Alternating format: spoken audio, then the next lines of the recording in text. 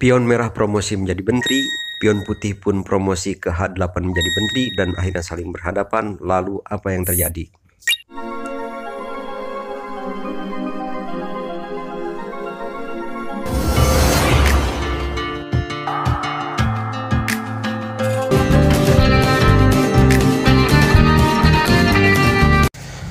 Halo teman-teman pencinta catur, assalamualaikum semuanya. Jumpa lagi di channel Kiwong AGP dalam video problem catur. Dan video problem catur kali ini bukan video problem catur 3 langkah mat, 2 langkah mat, atau 1 langkah mat. Tapi ini adalah problem catur di mana putih harus memenangkan pertandingan ini dengan langkah indah, cantik, tidak disangka-sangka, dan wah pokoknya orang yang tidak tahu setelah melihat problem catur ini akan geleng-geleng kepala, kagum ya, karena semuanya tidak akan menyangka dan jalurnya mungkin tidak sesuai dengan pemikiran kita. Tapi inilah ya langkah-langkah yang cantik dan indah itu yang tidak disangka ternyata sangat mematikan ya yang dijalankan oleh putih. Oke teman-teman, bagaimana kelanjutannya? Mari kita simak sama-sama dan kita lihat sama-sama solusi cantik ya, langkah-langkah indah dari putih saat mengalahkan Raja Merah dan kawan-kawan. Namun sebelum lanjut kepada solusi yang indah ini teman-teman, saya ingatkan lagi buat teman-teman yang belum subscribe, silahkan subscribe dulu. Please subscribe, bila suka silahkan like ya teman-teman, bila tidak suka abaikan. Dan sebelumnya saya mohon maaf bila ada kekurangan-kekurangan dalam penyajian di problem catur ini. Oke teman-teman, mari kita langsung mulai. Ini dia.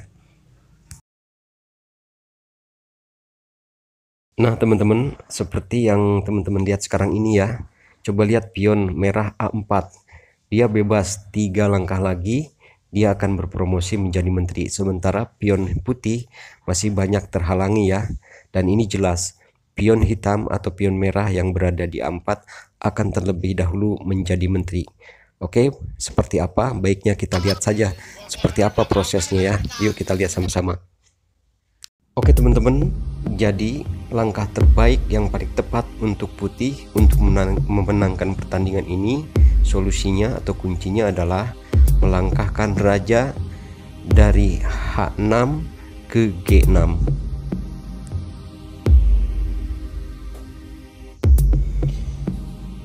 Dan seterusnya, mari kita lihat saja bagaimana keindahan langkah-langkah putih saat membendung serangan-serangan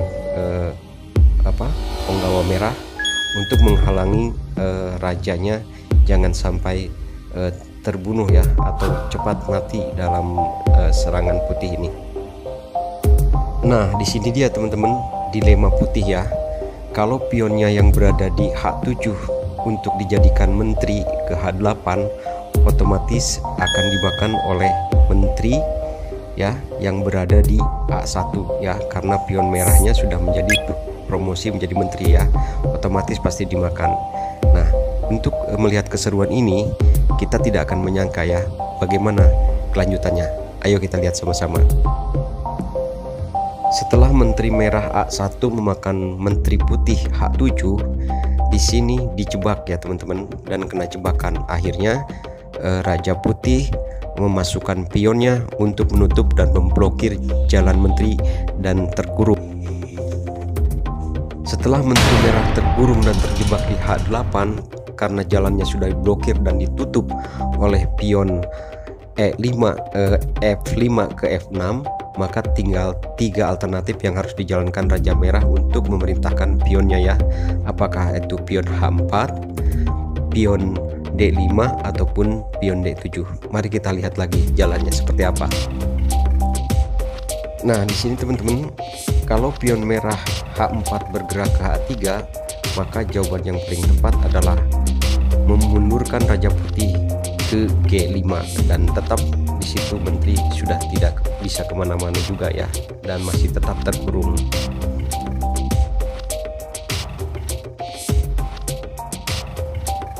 Karena menteri merah tidak mau jadi korban, maka di sini raja merah harus menjalankan pionnya yang berada di D5 ataupun D7. Awas, hati-hati ya teman-teman. Sebaiknya pion putih E3 jangan memakan pion merah D4, karena akan terjadi remis apabila pion merah D7 bergerak 2 langkah ya, langsung menutup diri agar semuanya tidak bisa bergerak. Dan di situ ketika pion putih berjalan ke C6, maka menteri akan memakan pion putih yang berada di F6, dan kalau dimakan oleh raja akan terjadi remis. Oke teman-teman, seperti ini ya.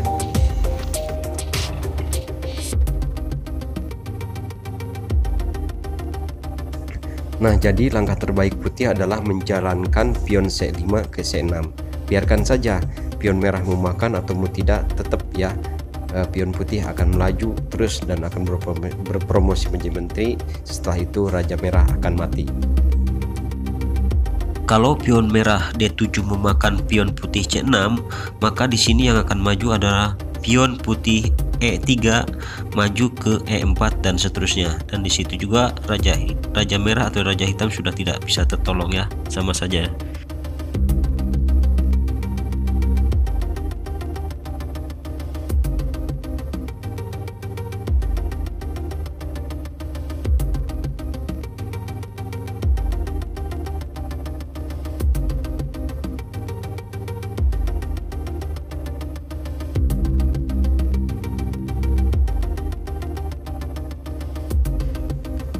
Dan kalaupun menteri merah H8 memakan pion F6, tetap ya akan mati lebih cepat itu, karena pion D7 dan D5 itu pion merahnya masih bisa jalan. Oke teman-teman, sekarang kita kembali ke posisi di mana pion merah sudah menjadi menteri ya, sudah menjadi menteri merah dan berhadapan dengan pion putih juga yang sudah menjadi menteri putih berada di H8. Bagaimana seandainya kalau menteri merah ini tidak memakan menteri? Kita lihat yuk sama-sama.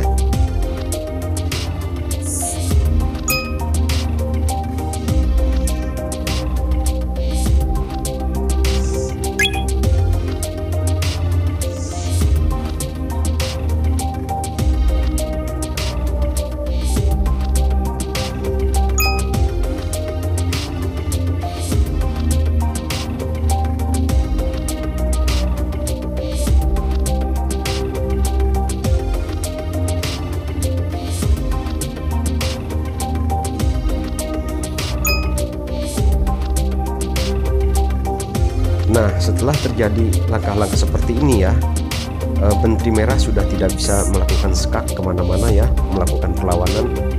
Dan di sini akhirnya raja merah menyerah ya, karena menteri putih bisa melakukan skak ke G7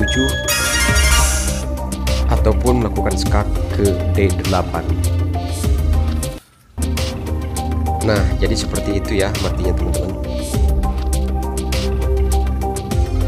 Oke, sekarang kita coba lagi perlawanan menteri merah berikutnya, melakukan skak ke G1, dan kita lihat saja ya teman-teman ya.